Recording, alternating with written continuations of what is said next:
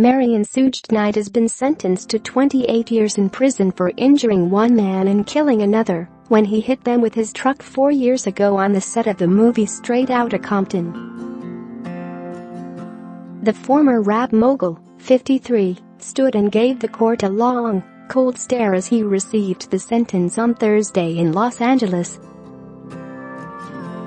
Prior to the sentencing, family members of victim Terry Carter presented tearful victim impact statements to the judge. Carter was killed, and Clebone Sloan was injured when Knight rammed into them with his Ford pickup outside a burger drive-thru in South Los Angeles in January 2015 after an argument on the set of a commercial for the film Straight Outta Compton turned violent. Knight pleaded no contest to voluntary manslaughter last month, a downgraded charge from previous murder, attempted murder and hit-and-run charges that could have landed him in jail for life. Knight looked expressionless throughout the proceeding Thursday, even as family members voiced their anger and sadness over the Carter's death, which was caught in chilling video.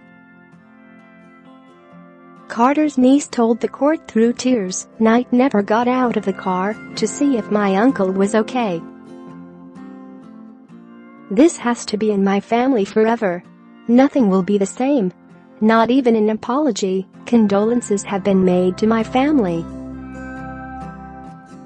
After Judge Ronald S. Cohen expressed his sympathy, members of Carter's family could be heard choking out a weak thank you. Judge Cohen then formally handed down the sentence agreed upon in the plea deal, 22 years for voluntary manslaughter and another 6 years, because it is a third strike violation. Share this article. Share. According to reports at the time of the hit and run, Knight turned up to the set despite not being welcomed due to a long-running feud with Dr. Dre, who was there that day. Knight was told to leave by Sloan, who was a consultant for the film, and the pair got into an argument before Knight left. Carter, a businessman and record producer, became involved and agreed to help smooth things over before suggesting the men meet at a nearby burger joint for truce talks. Carter and Knight were seen exchanging friendly words in the drive-thru parking lot before Sloan arrived, and a fistfight broke out with Knight. While trying to escape, Knight clipped Sloan with his car, knocking him to the ground, before running over Carter, killing him. Knight, who co-founded Death Row Records with Dr. Dre, has always denied intentionally hitting either man. Delays, detours and drama marked the run-up to Knight's trial, which was expected to begin October 1 under tight security and secrecy. Court officials had said no witness list would be released ahead of the trial, and some witnesses might not be identified by name during the case.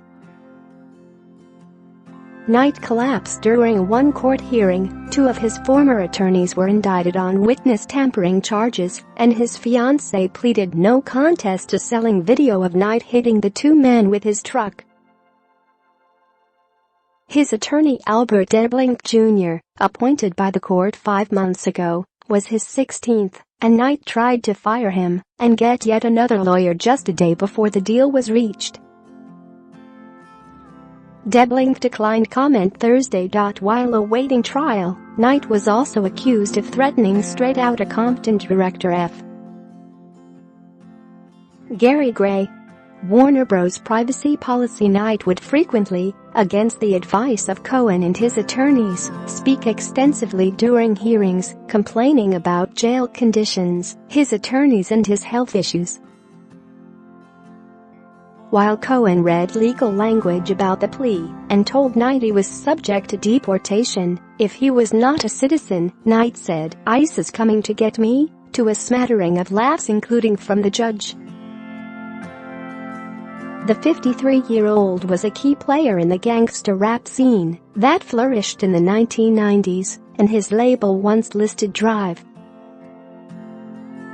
Dre, Tupac Shakur and Snoop Dogg among its artists. Knight lost control of the company after it was forced into bankruptcy. He has prior felony convictions for armed robbery and assault with a gun. He pleaded no contest in 1995 and was sentenced to 5 years as probation for assaulting 2 rap entertainers at a Hollywood recording studio in 1992. He was sentenced in February 1997 to prison for violating terms of that probation by taking part in a fight at a Las Vegas hotel hours before Shakur was fatally wounded in a drive-by attack as he rode in Knight's car just east of the Las Vegas Strip. Shakur's slaying remains unsolved. Knight had faced life in prison if convicted of murder for killing Carter,